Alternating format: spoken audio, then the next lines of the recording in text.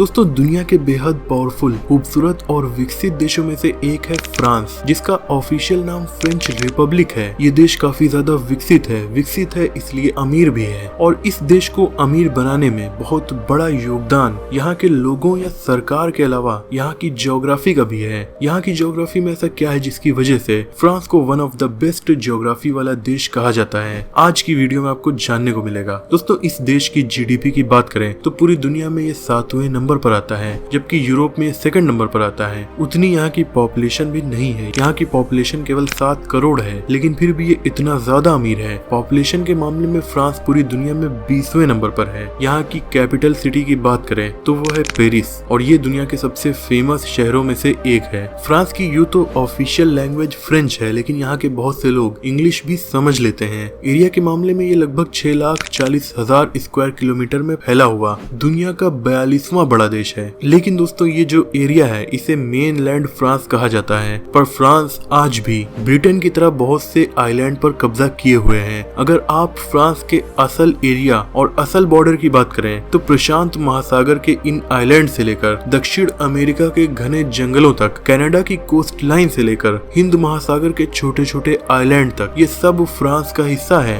इतना ही नहीं, अफ्रीका में 14 ऐसे देश हैं जिन्हें आज भी इनडायरेक्टली फ्रांस कंट्रोल करता है, क्योंकि भले ही ऑफिशियल रूप से ये देश आजाद हों, लेकिन इन कंट्रीज के रिसोर्सेज और फाइनेंशियल इंस्टीट्यूशन फ्रांस के साथ आज भी कनेक्टेड हैं, और इन देशों की करेंसी के रेट भी फ्रेंच करेंसी के साथ फिक्स्ड हैं। दोस्तों आज से कुछ 100-200 साल पहले चले जाइए, यानी 1850 से 1950 के टाइम, तो फ्रांस कुछ ऐसा दिखता था। पूरी दुनिया के लगभग 10% एरिया पर फ्रेंच एम्पायर का कंट्रोल था। ब्रिटिश एम्पायर की तरह बहुत से देशों को इसने अपना गुलाम बनाया था। इनफैक्ट इंडिया के भी छोटे से एरिया पर फ्रांस का कब्जा रह चुका है, और इस एरिया में सबसे फेमस है union territory of Puducherry. Video में आगे बढ़ने से पहले मैं आपको बताना चाहूंगा अपने कोर्स के बारे में, जिसका नाम है एडवांस यूट्यूब लर्निंग। इस कोर्स में मैंने आपके साथ उस एक्सपीरियंस को शेयर किया है जो मुझे अपनी 7-8 सालों की यूट्यूब जर्नी में पता चला है। इस कोर्स में इनरोल करने पर आपको काफी कीमती और इम्पोर्टेंट वीडियोस इंस्टेंटली ही मिल जाएंगी, जिनके थ्रू आप जान सकेंगे यूट्यूब पर आप कैसे ग्रो हो सकते हैं, शॉर्ट पर किस टाइप के चैनल्स आज ट्रेंडिंग में हैं, वॉइस ओवर्स को आप कैसे एडिट कर सकते हैं, यूट्यूबर्स के लिए कौन सी वेबसाइट, कौन से एप्स अच्छे होंगे, फ्री में किस वीडियो एडिटिंग सॉफ्टवेयर का यूज कर सकते हैं और उस पर एडिटिंग कैसे की जाती है। ऐसी बहुत सारी इंपॉर्टेंट चीजें आपको डीप में जानने को मिलेंगी। डिस्क्रिप्शन में दिए हुए लिंक पर क्लिक करके आप इसमें इनरोल कर सकते हैं। फर्स्ट 100 यूजर्स के लिए 50% ऑफ का ऑफर भी चल रहा है। तो चलिए जानते हैं कि फ्रांस की ज्योग्राफी ने उसे इतना अमीर और पावरफुल कैसे बना दिया। दोस्तों फ्रांस अटलांटिक और मेडिटेरेनियन सी से घिरा हुआ वो अकेला यूरोपियन कंट्री है जो दोनों ही समुद्रों को एक साथ यूज कर सकता है। इसके उत्तर में नॉर्थ सी भी है, इसीलिए जर्मनी, स्विट्जरलैंड, बेल्जियम और नीदरलैंड जैसे कंट्रीज के लिए एशिया और मिडिल ईस्ट में ट्रेड करने का सबसे आसान और छोटा रास्ता फ्रांस से ही होकर गुजरता है। मेडिटेरेनियन सी में एक्सेस का एक फायदा ये भी है कि फ्रांस आसानी से 3 रीजन तक अपना माल पहुंचा सकता है। स्ट्रेट ऑफ गिब्राल्टर की वजह से फ्रांस आसानी से अमेरिका तक अपने बिजनेसेस को कर सकता है। वहीं मेडिटेरेनियन सी के थ्रू इसका एक्सेस ब्लैक सी तक जाता है, और ब्लैक सी के थ्रू वो रशिया, यूक्रेन, तुर्की के साथ आसानी से बिजनेस कर सकता है। और तीसरा है सुएज कैनाल, और क्योंकि मेडिटेरेनियन सी सुएज कैनाल से मिलती है और फ्रांस का पूरा दक्षिणी भाग मेडिटेरेनियन सी से घिरा हुआ है, इसीलिए फ्रांस डायरेक्टली सुएज कैनाल तक पहुंचकर एशिया और मिडिल ईस्ट के रीजन में इंटर कर लेता है और आसानी से अपने माल को पहुंचा सकता है। और अगर कोई भी देश यूरोप में अपना सामान भेजता है तो उसका एक्सेस भी यूरोप के बाकी के देशों को फ्रांस के सेंट लुई पोर्ट से ही मिलता है। इसी तरीके से फ्रांस की वेस्टर्न साइड पर अटलांटिक ओशियन है, जिसकी वजह से वो कनाडा, यूएसए और साउथ अमेरिका तक भी डायरेक्टली एक्सेस कर सकता है। फ्रांस का मेनलैंड बॉर्डर जिन देशों से मिलता है वो सभी देश काफी ज्यादा डेवलप हैं, जिनमें से थोड़े से समुद्री एरिया के बाद यूनाइटेड किंगडम, इसके अलावा नीदरलैंड, स्वीडन, जर्मनी जैसे बड़े बड़े देश शामिल हैं। अब जब आपके पड़ोस में इतना ज्यादा पैसा सर्कुलेट हो रहा है, इतने अमीर देश हैं,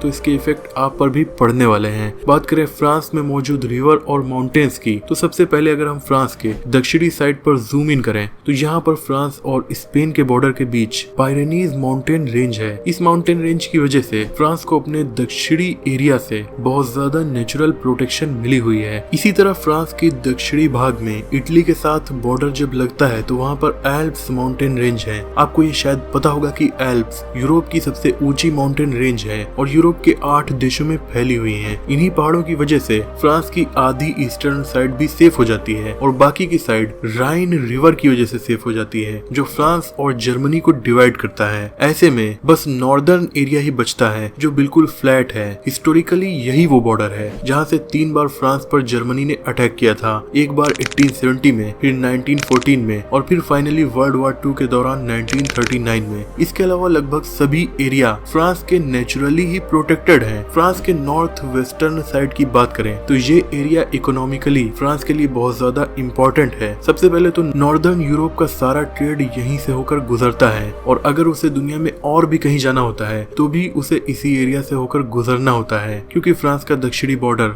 मेडिटेरेनियन सी से मिलकर उन्हें मिडिल ईस्ट और एशिया का एक्सेस दे देता है। वहीं फ्रांस के उत्तर में जो इंग्लिश चैनल है उसके बाद ब्रिटेन स्टार्ट हो जाता है और ब्रिटेन भी अपने आप में बहुत ज्यादा डेवलप है, इसीलिए इंग्लिश चैनल दुनिया का बिजिएस्ट सी जंक्शन है। यहाँ पर बहुत ज्यादा समुद्री ट्रैफिक गुजरता है और फ्रांस इसके बिल्कुल बगल में ही लोकेटेड है, क्योंकि ब्रिटेन भी पूरी दुनिया में बहुत ज्यादा ट्रेड करता था और इसका फायदा फ्रांस को भी बहुत हुआ है। दोनों देशों में दोस्ती भी इतनी ज्यादा गहरी है कि इन दोनों देशों ने एक दूसरे को कनेक्ट करने के लिए समुद्र के अंदर रेलवे टनल बना दी है, जिसकी वजह से फ्रांस और यूके एक तरीके से आपस में जुड़ गए हैं और इसी टनल की वजह से फ्रांस से होते हुए पूरे यूरोप से ब्रिटेन भी कनेक्ट हो जाता है। बात करें फ्रांस की कोर जियोग्राफी की तो फ्रांस का सबसे इम्पोर्टेंट जियोग्राफिकल बेनिफिट है यहाँ का एक्सटेंसिव रिवर सिस्टम। फ्रांस की सभी नदियां यहाँ के बड़े शहरों से कनेक्टेड हैं और बाकी के बड़े शहर यहाँ के ओशियन से भी कनेक्टेड हैं, जिसकी वजह से यहाँ पर पानी की सप्लाई की कोई भी प्रॉब्लम नहीं होती।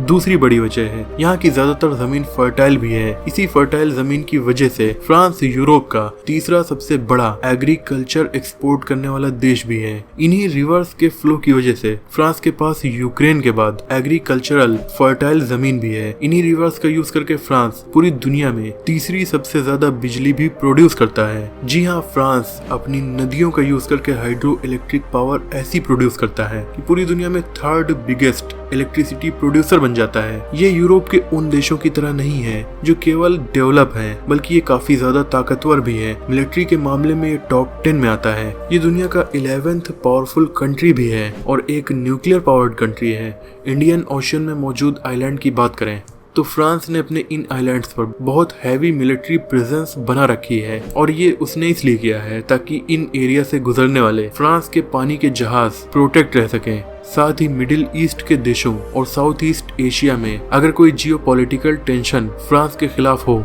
तो वो उनसे भी टैकल कर सके। ये देश इतना डेवलप और खूबसूरत है कि दुनिया भर से टूरिस्ट यहाँ पर घूमने के लिए आते रहते हैं। इनफैक्ट दुनिया में सबसे ज्यादा टूरिस्ट अगर किसी देश जाते हैं तो वो है फ्रांस। इस मामले में ये नंबर 1 पर आता है। पिछले 30 सालों से फ्रांस लगातार टूरिज्म के मामले में नंबर 1 पर है। हर साल यहाँ लगभग 89 मिलियन से ज्यादा टूरिस्ट आते हैं। यहाँ की राजधानी पेरिस में मौजूद एफिल टावर को आपने जरूर देखा होगा, रियल में ना सही फोटोज या मूवीज में, क्योंकि एफिल टावर न सिर्फ फ्रांस का आइकॉनिक स्ट्रक्चर है बल्कि ये पूरी दुनिया के सबसे फेमस स्ट्रक्चर्स में से एक है। हालांकि ये 7 अजूबों में नहीं शामिल है। ये इतना ज्यादा पॉपुलर टावर है कि फ्रांस जाने वाला लगभग हर टूरिस्ट इसके ऊपर चढ़ता जरूर है और इसीलिए एफिल टावर भी दुनिया में सबसे ज्यादा विजिट की जाने वाली ऐसी मॉन्यूमेंट है जिसमें एंट्रेंस फीस हो। तो दोस्तों, आज की वीडियो में इतना ही। मुझे उम्मीद है कि इस वीडियो से आपकी नॉलेज बढ़ी होगी। वीडियो पसंद आई हो तो इसे लाइक और शेयर कीजिए। ऐसे इंटरेस्टिंग टॉपिक्स पर नॉलेजफुल वीडियोस देखने के लिए हमारे चैनल को सब्सक्राइब करके बेल आइकन को प्रेस कर दीजिए। मिलते हैं अगली वीडियो में, तब तक के लिए अपना और अपनों का ख्याल रखिए।